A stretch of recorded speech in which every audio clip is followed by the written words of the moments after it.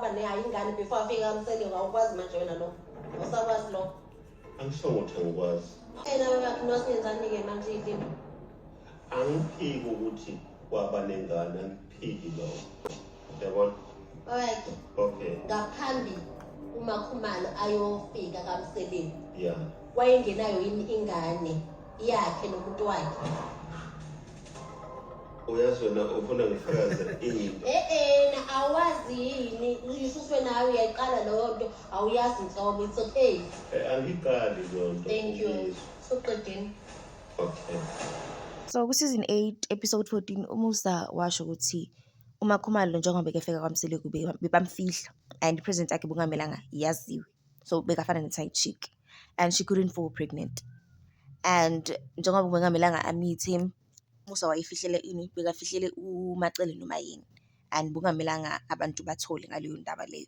and if ever labo bantu labo bangatholi ngale ndaba yena noMakhumalo would have had children by now but because uMusa walalela abantu and respected ama-decision wabantu they reached to a point where uMakhumalo couldn't bear kids anymore. Mind you, uMakhumalo was asisengane phela la kwaMseleku. I feel like uMusa is still hiding iqiniso from uMacele because why ingamane imtshele nje iqiniso while Macele is just sitting there boasting ego ngeqiniso angalazi. Iphi ingane lapho the same husband aloku ebhizi embuza lokho he knows deeply because you can see ukuthi uMusa u-acta kanjani njengoba embuza lama-question uyambona ukuthi ucela ukuba uncomfortable and then uyabuya ku-diary session uthi yena wezwa ngabantu ukuthi uMakhumalo wayemithi wezwa nangoMacele ukuthi wayemithi but yena bekangazi and asindawo yakhe leyo but he came ku-diary session yakhe njengoba bekegula ethi yena uMakhumalo would have had children if ever bekangalalelanga ngabantu and bekangarespectanga abantu which is uMayeni noMacele since uMakhumalo wayeyingane yesigubhu and bekafihliwe nakhona bekayingane nokwayingane. Musa guys should just be honest because amanga wakhe they are getting exposed at TV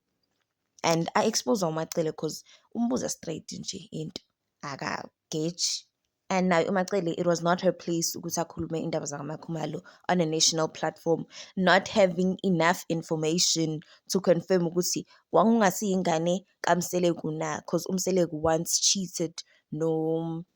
Makhumalo bekamfihla kumele nje aqale abe ne-confirmation cala ahlanganise indaba yakhe ihlangane before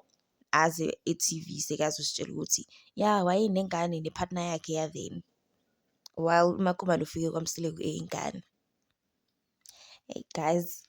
cha uMseleku uyathethisa shem